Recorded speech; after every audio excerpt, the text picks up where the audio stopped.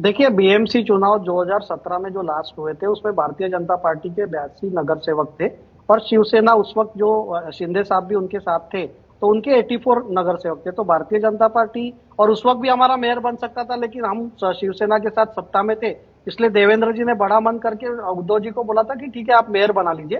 हम्म। मेरा ऐसा मानना है कि इस बार हमारा जो है बहुमत इतना बड़ा आएगा कि जो यूबीटी, जो बची हुई यूबीटी है और मनसे के भी जो कार्यकर्ता और पदाधिकारी उनके साथ नहीं रहेंगे।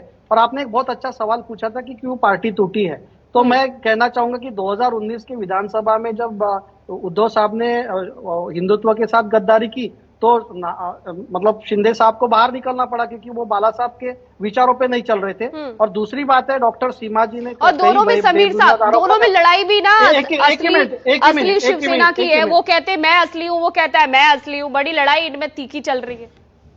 देखिए मीनाक्षी जी, ठीक है। असली शिवसेना किसकी है ये तो जनता ने भी डिसाइड किया, ये कोर्ट ने भी डिसाइड किया। विधानसभा इलेक्शन हो चाहे नगर निगम के चुनाव हो, हम्म। शिंदे साहब की शिवसेना ने जो ओरिजिनल शिवसेना है उसको बहुमत मिला। और आप उसके सामने उद्धव जी के पार्टी को कितना मिला। और मैं डॉक्टर सीमा जी ने भी बहुत कुछ गलत आरोप किए, मैं उसमें जाना नहीं चाहूंगा, लेकिन उनकी पार्टी क्यों टूटी, क्योंकि राष्ट्रवादी कांग्रेस पार्टी जो शरद पवार साहब ने बनाई थी, हम्म। वो उसके परिवारवाद में उनका जो अध्यक्ष बाद में बनने वाली थी सुप्रिया जी, तो हम्म। अजीत दादा जो सबसे सक्षम और पॉपुलर नेतृत्व था, तो उनको नेचुरली सफोकेशन होना है। और मैं ठीक है। मीनाक्षी जी आपको एक बात, एक लाइन बताना चाहूंगा। ठीक है। ठीक है। चूंकि मेरे पास समय बहुत 1951 कम है से, बाकरे साहब। एक लाइन, हम्म।